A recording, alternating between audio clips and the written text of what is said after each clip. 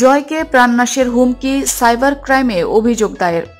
অভিনেতা শাহরিয়ার নাজিম জয় WhatsApp, imo সহ বিভিন্ন সামাজিক যোগাযোগ মাধ্যমে থেকে তাকে প্রাণনাশের হুমকি দেওয়া হচ্ছে বলে অভিযোগ করেছেন। প্রাণনাশের হুমকি এবং ফেসবুকে আইডি ডিসেবল হওয়ার প্রেক্ষিতে সাইবার নিরাপত্তা এবং অপরাধ দমন বিভাগে অভিযোগ দায়ের করেন তিনি। মঙ্গলবার সন্ধ্যায় তিনি এই অভিযোগটি দায়ের করেন বলে নিশ্চিত করেছে ঢাকা মহানগর পুলিশের সাইবার ক্রাইম ইউনিটের এডিসি নাজমুল ইসলাম। তিনি বলেন, অভিনেতা শাহরিয়ার নাজিম জয়কে হোয়াটসঅ্যাপ, ইমো সহ বিভিন্ন সামাজিক যোগাযোগ মাধ্যম থেকে প্রাণনাশের হুমকি দেওয়া হচ্ছে। এডিসি নাজমুল বলেন, অভিনেতা শাহরিয়ার নাজিম জয়ের হত্যার হুমকি মোবাইল রেকর্ড রয়েছে। আমরা তার অভিযোগটি শুনেছি, এ বিষয়ে আমরা ব্যবস্থা নিব।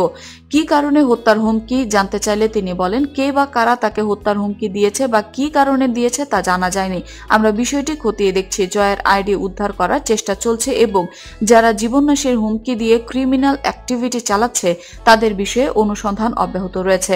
প্রাথমিকভাবে হুমকি দেওয়ার প্রমাণ পাওয়া গেছে বলে তিনি জানান। সম্প্রতি প্রধানমন্ত্রী শেখ হাসিনার কাছে প্লট চেয়ে অভিনেতা শাহরিয়ার নাজিম জয়ের একটি আবেদন সামাজিক যোগাযোগ মাধ্যম ফেসবুকে দ্বিতীয়বারের মতো ভাইরাল হয়েছে।